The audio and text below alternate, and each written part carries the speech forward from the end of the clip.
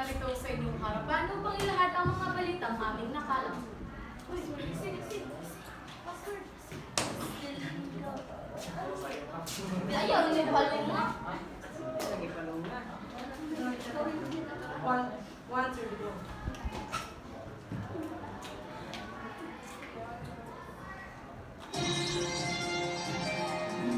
Magandang araw, Pilipinas.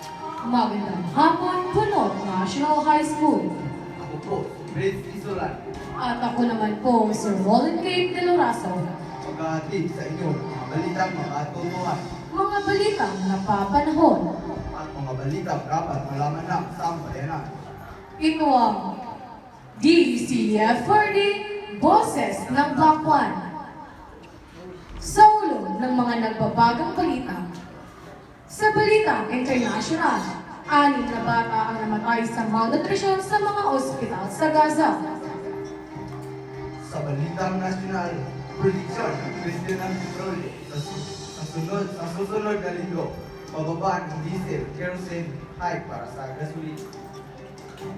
Sa balitang lokal, ibinasura ang alkalde ng Zamboanga del Norte dahil sa mga illegal na permit sa sabong.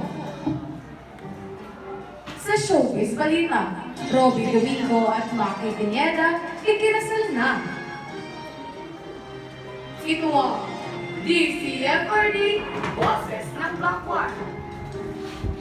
Para sa ating pangunahing balita, 6 na bata ang namatay sa malnutrisyon sa mga ospital sa Gaza.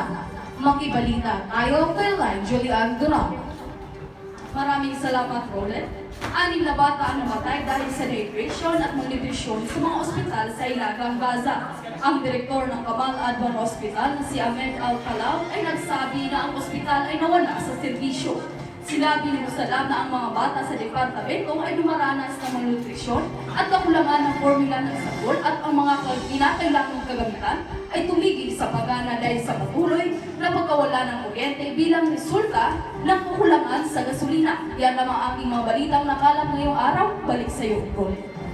Sa balitang nasyonal, prediksyon ng presyo ng petrolyo sa susunod na linggo, bababa ng diesel, kerosene, hike para sa gasolina. Pakinggan natin ang ulat ni Christy.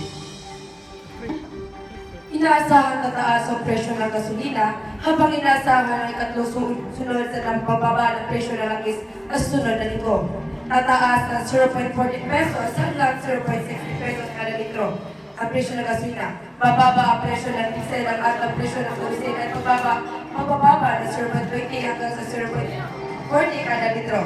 Samantala, ang potensyal ng extension ng pagbawas na supply ng OPEC sa ikalawang quarter ng 2024 kasama ang 6 na buwang pagbabawas sa export ng gasolina ng Russia ay may salit na pagtaas ng mga presyo ng gasolina.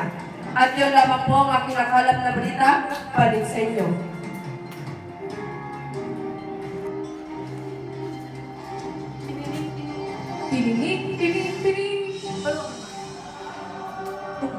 Ang Santo Plus Rollback Capsule nakakatulong sa ating katawan para sa tuloy-tuloy na ginawa. Nandito ngayon ang ating Santo Plus Tester. Ma'am, ano ang iyong masasabi sa aming produkto? Ako si Nonita Carion, nakatira sa bundok Kusilanman, Zamboanga del Norte. Simula nung makagamit ako ng herbal capsule, nawala ng aking mga sakit-sakit sa katawan. At yun naman po ang ating Santo Plus Tester. Nagbabalik ang programa niyo at ito ang DCFRD Boses ng Block 1. Tungo naman tayo sa balitang lokal. Binasura ng alkalde ng Zamboanga del Norte dahil sa mga illegal na permit sa sabon. Para sa mga detalye, Lexery Dubai, ibahagi mo. Palaging pinagpapawaran si dating sindangan Mayor na si Rosendo Labad-Labad at 5 opisyal ng barangay sa paghawak ng tungkulin sa gobyerno. Pinatulang guilty ng Ombudsman sa Labad-Labad sa grave misconduct dahil sa nagbibigay ng permit to hold the gunfight sa tinawag na talitan. Ayon sa batas, ang mga opisyal ng gobyerno ay hindi kwalipikado sa mga naturang permit. Pinagbigyan ng DILG Provincial Director Oliver Ombos ang kahilingan na dapat itago ang pagpapatupad sa media. Na inilarawan ng pangunahin na nireklamo ang retirado sa Sangguniang Bayan, Sekretary na si Leoncio Orilosa, bilang paraan ng pagtugas ng lahat na balaga para sa balitang lokal at certified lagunan. Tungo naman tayo ngayon sa showbiz. Makichika tayo kay Lai Julian Duran. Ikinasal na ang TV host na si Robbie Domingo sa kanyang longtime girlfriend na si Maki Pineda. Isinagawa ang kanilang intimate wedding ceremony sa Diocesan Shrine and Parish of San Isidro Labrador sa Bulacan. Groomsmen ni Robbie ang mga kaibigan niya sa industriya, kabilang na sina Ronnie Pangilinan at Darren Espanto. Samantala, gumanap naman bilang candle bearers ang ex-couple na sina Daniel Padilla at Catherine Bernardo. Maalalang nag-propose si Robbie kay Maki noong Nobyembre 2022. Iyan namang ating chika ngayong araw. Balik sa'yo, Roland.